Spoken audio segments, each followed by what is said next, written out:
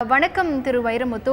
நம்முடைய இந்திய நாட்டின் அடையாளங்களில் ஒன்றை நாம் இழந்துவிட்டோம் அப்படின்னு திரு அப்துல் கலாம் மறைவு குறித்து பல்வேறு அரசியல் கட்சி தலைவர்கள் சொல்லியிருக்காங்க. அவருடைய மறைவு என்பது நம்முடைய நாட்டிற்கு எந்த அளவிற்கு ஒரு இழப்பாக பார்க்கப்படுகிறது?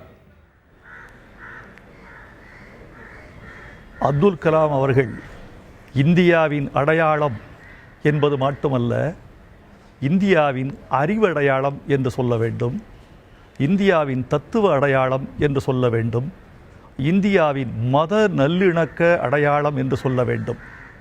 அப்துல் கலாம் அவர்களின் வாழ்க்கையே வியப்புக்குரியது. ஒரு படகோட்டியின் மகனாக பிறந்தார். வானத்தில் ஏவுகணை ஓட்டினார். பத்திரிகைகளை விற்று ராமேஸ்வரத்தில் பள்ளி படிப்பு படித்தார். உலகத்தின் பத்திரிகைகளெல்லாம் அவர் தலைப்புச் செய்தியானார். தாய்மொழி வழி கல்வியில் கல்வி பயின்றார்.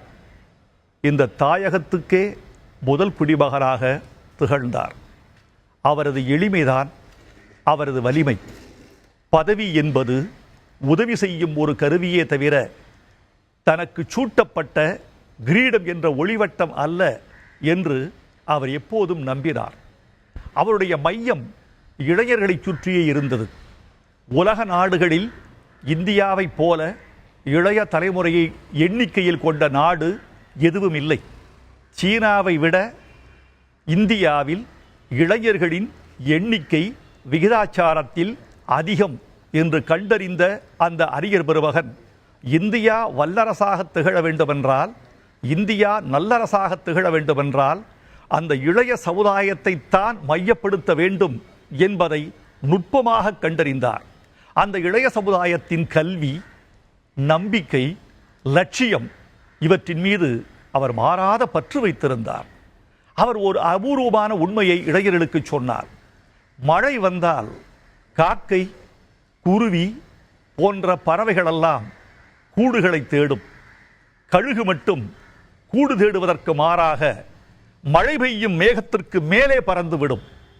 ஏன் அப்படி ஒரு விசேஷ திறமை உங்களுக்கு இருக்கக்கூடாது என்று இளைஞர்களை பார்த்து கேட்டார். அவருடைய கடைசி மூச்சு கூட இளைய சமுதாயத்தோடு உரையாடுவதிலும் உறவாடுவதிலும் முடிந்திருக்கிறது.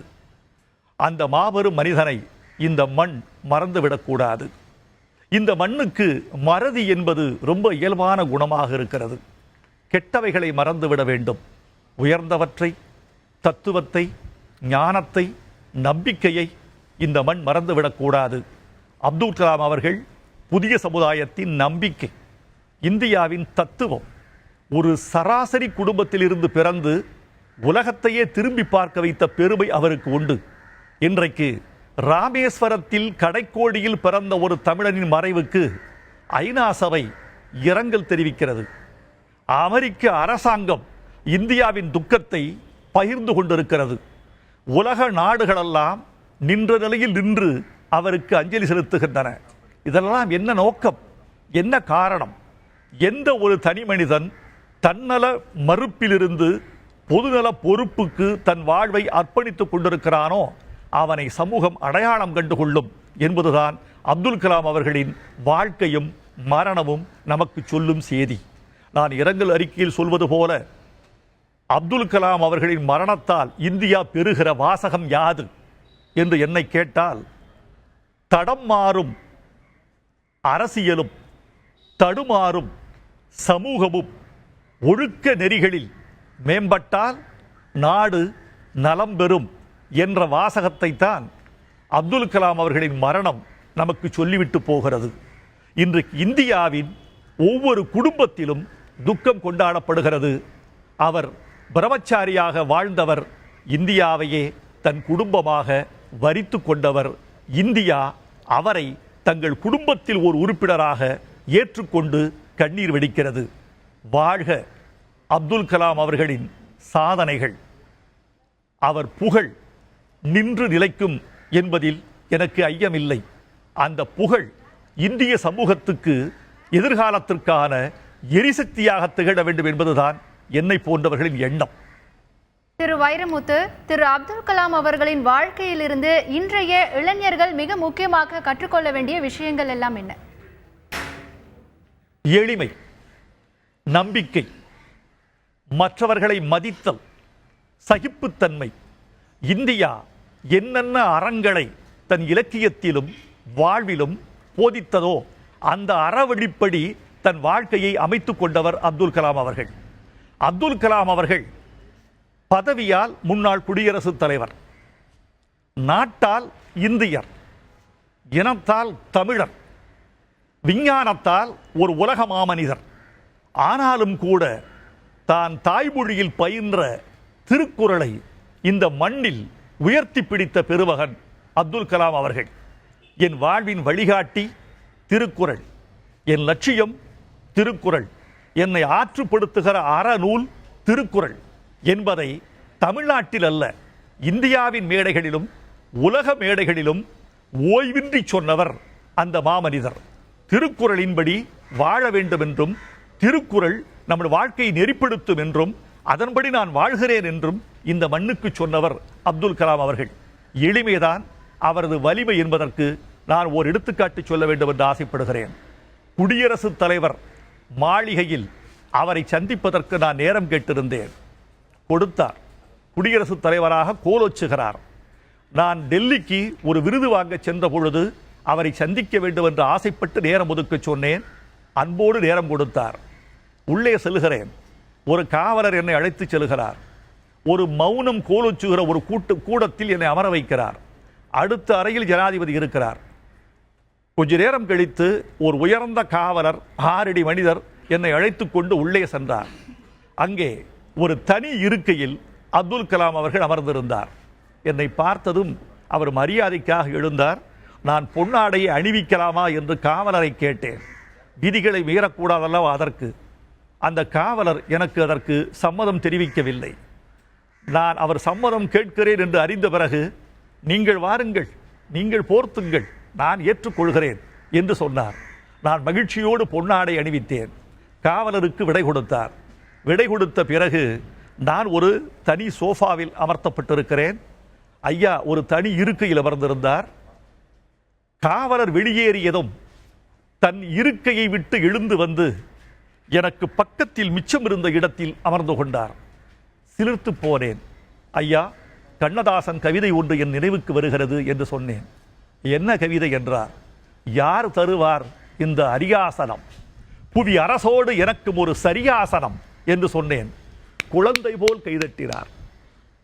அவர் முகத்தில் குழந்தையின் குதூகலம், அவர் கரவொலியில் ஒரு குழந்தையின் உற்சாகம். கவிதையை, மொழியை நேசிக்கக்கூடிய ஒரு மாமனிதர். விஞ்ஞானம் என்பது பெரும்பாலும் மூளையால் உருவாக்கப்படுவது, கவிதை என்பது பெரும்பாலும் இதயத்தின் வழி உணரப்படுவது. ஒன்று உணர்ச்சி, இன்னொன்று அறிவு. ஒரு விஞ்ஞானி கவிஞனாவதில்லை, கவிஞன் விஞ்ஞானியாவதில்லை. இரண்டும் இருவேறு உலகத்து இயற்கை. திருவேறு தெள்ளியராதலும் வேறு என்பது மாதிரி. ஆனால் கவிதை எழுத தெரிந்த ஒரு விஞ்ஞானியாக, விஞ்ஞானத்தின் உச்சம் தொட்ட ஒரு கவிஞராக, எழுத்தாளராக, ஒரு மாமனிதராக, அப்பொழுக்கற்ற ஒரு தேசத் தலைவராக வாழ்ந்து மறைந்த அப்துல் கலாம் அவர்கள் அடுத்த நூற்றாண்டில் இப்படி ஒரு மனிதர் வாழ்ந்தார் என்பதை இளைய சமுதாயம் நம்ப முடியாத வாழ்க்கையை வாழ்ந்துவிட்டு போயிருக்கிறார்.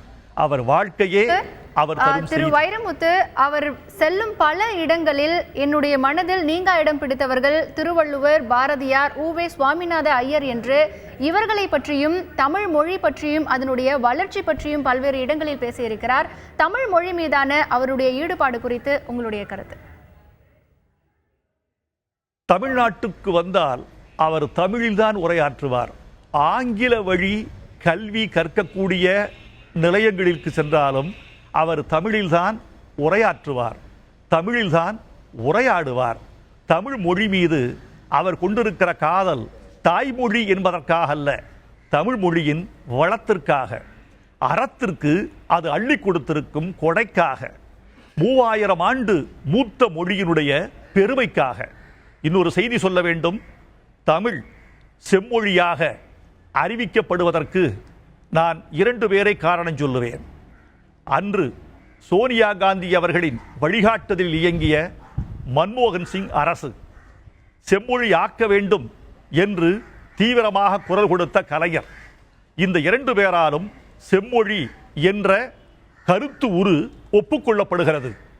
நாடாளுமன்றத்தின் 2 அவைகளையும் கூட்டி தமிழ் மொழி செம்மொழிதான் என்று அறிவித்த வரலாற்று பெருமை அப்துல் கலாம் அவர்களையே சாரும். அந்த இடத்தில் அவர் இருந்தார். அவர் இருந்தபோது அது நிகழ்ந்தது. இந்த இரண்டும் வரலாற்றினுடைய பெரிய கலவையாகவே நான் பார்க்கிறேன். அவரை தன்னை வெறும் தமிழர் என்று மட்டும் அடக்கிக் கொள்ளாமல் நான் இந்தியாவின் சொத்து என்பது அவர் மனசுக்குள் இருந்தது. ஆனாலும் கூட திருக்குறளை தொட்டு படிக்கிற போதெல்லாம் தான் தமிழன் என்ற பெருமிதமும் அவர் முகத்தில் பரவி இருந்ததை நான் அறிவேன்.